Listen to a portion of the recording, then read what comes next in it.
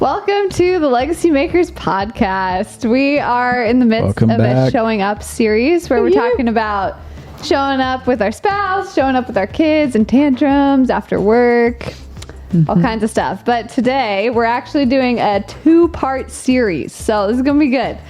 Today we're talking about showing up with the sex talk. And for the first part, it's the sex talk with our spouse. So really looking Didn't expect that one, did you? We're gonna look at how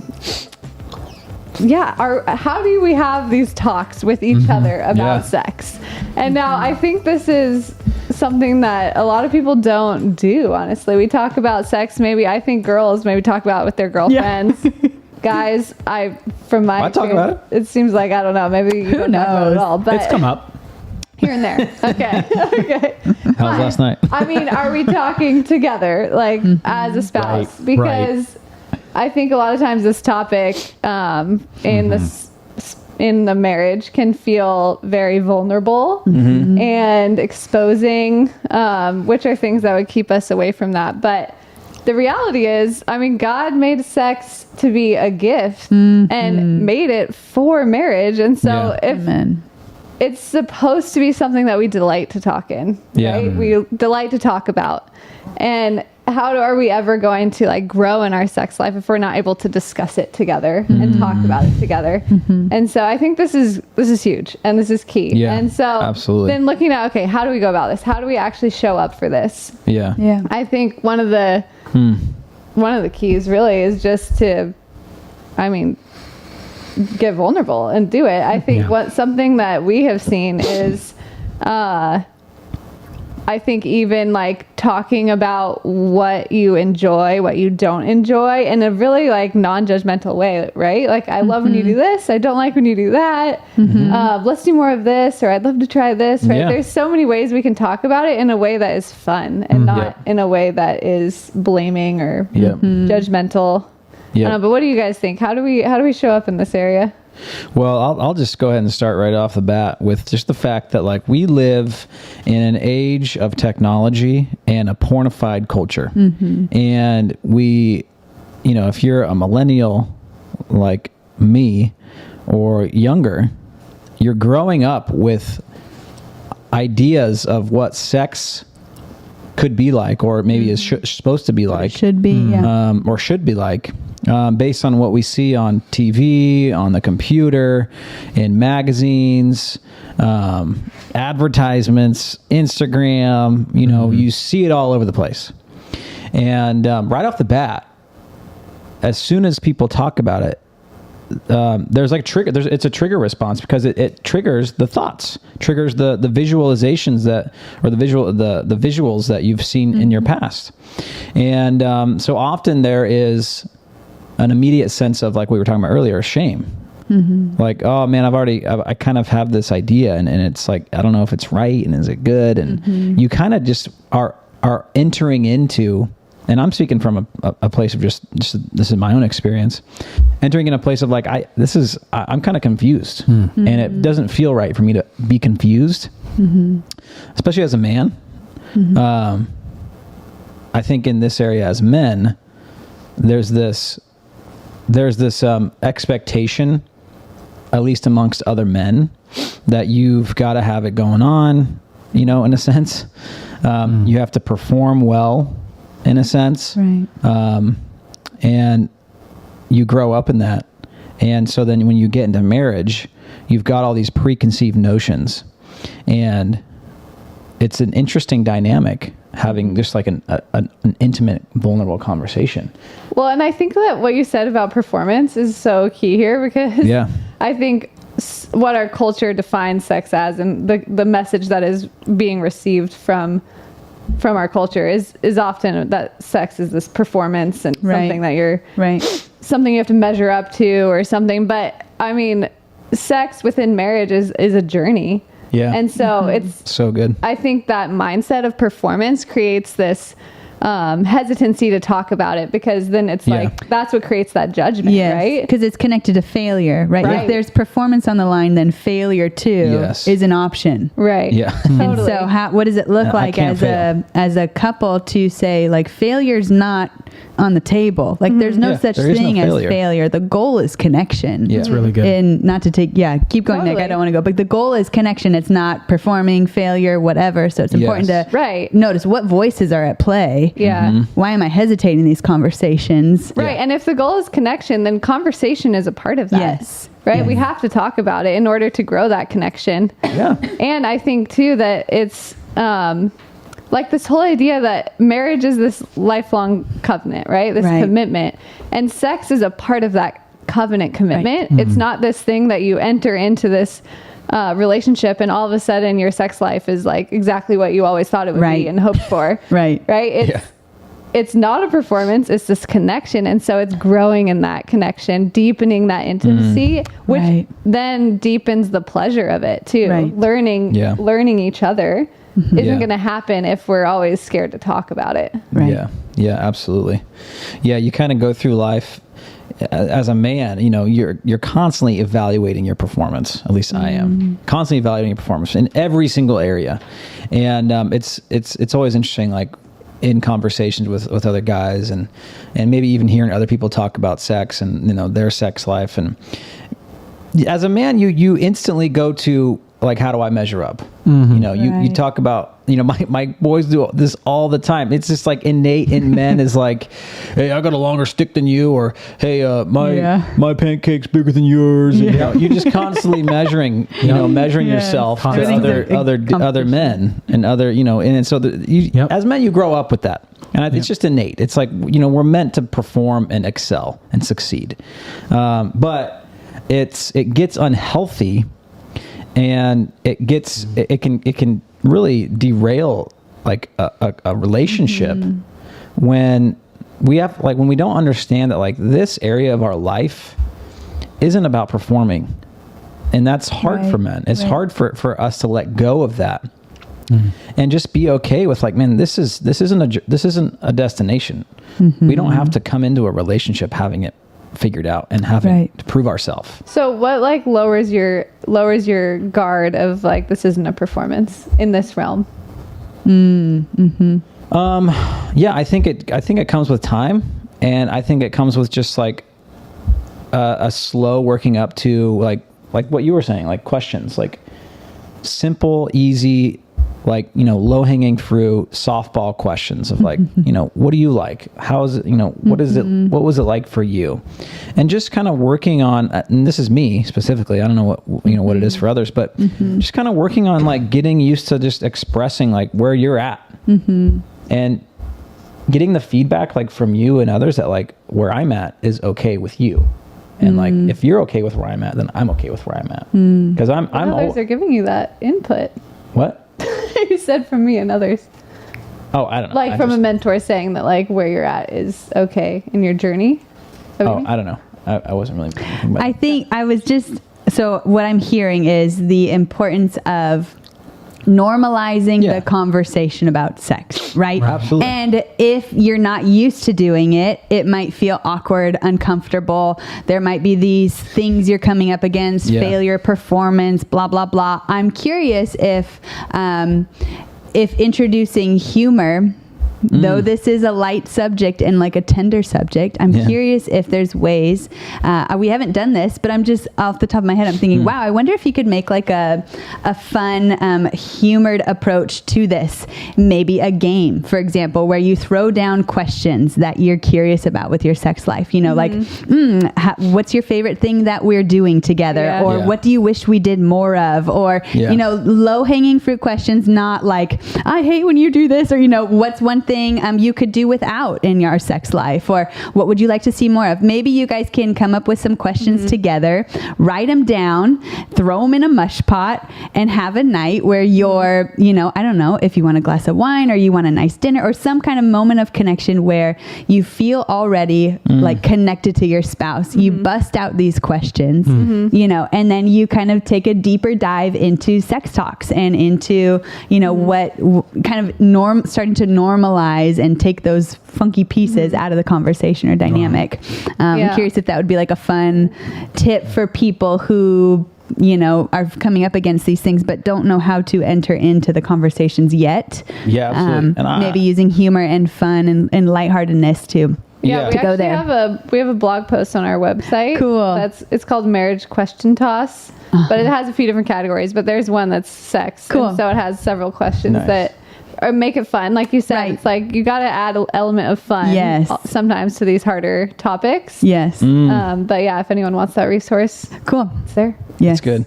I was just going to say, you kind of reminded me of it, Natalie, is that, I mean, that what that is even, like, I feel like that is even sex. Like, that is intimacy. That's connection. That's the goal, is connecting. And it's normalizing. It's getting comfortable with, like, the word sexuality and our sexuality and our sexuality with each other. And I think realizing that, like, you know, we're still one. Like, we're still one in our sexuality now as you know, when you're married and you have that. That I don't know, just made me think Yeah. I'm thinking of our mentors, our spiritual parents. We have incredible mentors. Penny and Glenn, if you're listening, we love you. But they have been in our lives for years. And one of the questions they always ask us is, how is your sex life? Yeah. And it's been so grateful for helpful. It's been so helpful. She'll be like, how many times have you had it this week? Or like, just like go outrageously deep, you know? And if we're like, oh, Penny, we were just talking about like leadership or something, you know? And she's like, now let's pivot to sex, you know? Yeah. And she's just so good at also normalizing the conversation, being a mother figure that's like, hey, I'm not afraid to talk to you about these things. How are you guys doing? This is a normal part of marriage and life. I just think it's so helpful to have people who are in your corner, who care about your sex life, who care about your intimacy and connection, right? Yep. It's so fun. Yeah, absolutely. Absolutely. That's huge, man. I love it. Yeah, even like asking a couple to be that for you, right? Is right. in that specific area, even like maybe it's not full mentorship, but like, hey, would you mind checking in on us? Like asking questions about that. Yeah. Yes. In order to facilitate those conversations. Right. Yep. Right. Yep. So good. I think the biggest or most important thing to be aware of in the sex talk is, shame and connection, and being on guard that shame doesn't enter into those conversations, and that shame doesn't cause you to feel small or to take your eye away from the goal of connecting with your spouse. Because, when we do talk about the idea of wanting, the desire is to please one another, right? And to connect with your spouse through sex. And when you feel like you might be failing at that, or you don't know how to do it, or you don't like your body, or, this whole topic brings up so much, right? Yep. It's so much deeper than just showing up. It's loving yourself. It's loving your spouse. It's knowing how to fight good. well. It's knowing how to repair well, all those things. But just recognizing when shame comes in and tries to detour what's most important. What would you say, hun? I'm just thinking about moments when Ben was talking about performance a little bit ago, and maybe I've been vulnerable with you and saying, hey, I'm wrestling with this issue. I'm struggling here when what? try not to be too specific. When we're having sex, and we've been okay with expressing those concerns to one another, and it's so helpful when I can hear you say, oh my goodness, I'm so glad you mentioned that. Like, you do not need to be embarrassed about that. Yeah. And then we have a moment of like, like, is there something that I can do differently? Is there something, how can I help you in that? We just kind of like take the sting out of it. Yeah. Like, oh, okay, it's just you and I, right? It really like makes the conversation very personal. It's like, no one else cares. Low stakes, exactly right. It's not, we're not like shooting for something specific every time, right. But if I make this known to you and you tell me like, you don't need to worry about that. I'm just glad you brought it up. Right. It has been helpful for us. Yeah, that's yeah. I think an important thing to note too is how much our physical intimacy is tied to our emotional intimacy as a couple. And often you'll find like if your emotional intimacy is low, your sex life is also low, and vice versa. Yeah. Like, Yes. they go together. And spiritual. Absolutely. I would say spiritual. Yeah. Spiritual is tied to it too. Yeah. Right. Often, I mean, if you're not really praying together that much, like, same is true. I feel like. And I feel like it can often be like maybe the woman is feeling like, I don't want to have sex until we have a good conversation. Like, I'm not wanting that. But often it's, if you just have sex, then a good conversation is going to come real soon. Like, and vice versa. The man might lean more towards like, gosh, I just wish we could have sex. Yep. And, you know, maybe he needs to just like sit down and have a good conversation with his wife, and then they'll have sex right after. You know? Right. They really are so connected. Yep. And so, really learning to step into the one that you don't lean towards more, I think is huge. Yeah, I think that's a whole topic within itself. Oh, yeah. I mean, look, It's a really good one because I know Natalie and I, we've used sex to like bring down emotional walls that we've put up against each other. Absolutely. It sounds bizarre, I know, but it's just like we've definitely been places where there's like an impasse on something, you know, and Natalie has recommended like, we just need to go have sex. Yeah. And I'm like, really? That sounds awesome. Yeah, let's do it. You know? I'm so mad at him, you know. But it's just like, makes it like shortly after that, it's just like, I feel like I want to have this conversation now, or or like I want to back away from my position. Like I'm seeing it in a different light. I won't be so stubborn. I'm sorry, hon. It was all my fault. An interesting conversation to have for sure, but something to consider. And just this also might sound crazy, but the beauty of sex as like spiritual warfare. So there have been times when Aaron and I have been in, and this isn't so much showing up for the talk, but this is showing up in the battle, right? Like mini part of the mini part of the series. No, but showing up when like, you know, we'll be just fighting about something. I can't ever remember what it is, but it feels huge. It feels impactful. And the last thing I want to do is touch him, and the last thing I want him to do to me is touch me. But there's something about, you know, if we unite with our bodies in this moment, like something will break, something, because the Lord sees it as worship unto him. It's something he made to bring pleasure to us and to just glorify him. And it's a beautiful just portrayal of unity, right? I mean, it's just this like prophetic act of unity with another person. It's wild to think about. So true. And so there have been times where we are just, you know, cannot figure it out, and we'll look at each other and just say, we need to have sex. And like, you know, we are fighting to that point, you know, we're just like, oh, but then we do. And it's like, it feels like the attack is over, or the warfare is like, can't hold against. Okay. And you can choose not to answer, but like, have you found in those moments that the sex is better? Really good. Oh, it's better. Absolutely. Absolutely. It's so weird. I don't know why. I don't know how to explain it, but sex after fights, sex in the middle of battles, like it's a great tool, and it's never to manipulate. It's never to, you know, try to get what you want, but it is to come together for the purpose of unifying. Absolutely. I love that. I love how there's like, that's like, it breaks a spiritual stronghold. Supernatural, and you can't explain it. It's like, it's a mystery. But it's the truth. And I think there is such a spiritual component to it. And how our sexuality is, you know, I would argue is I would say the core essence of what makes a human is like our sexuality. It's like the very bottom layer of who we are. And we we being felt and known in the way that God designed us to be known and felt in our sexuality in that way. Wow. And I would say too, I know that there are couples out there that struggle, just like all of us have struggled in this area, but maybe in more physical ways. Maybe it's hard for some, maybe it's painful for some. Right.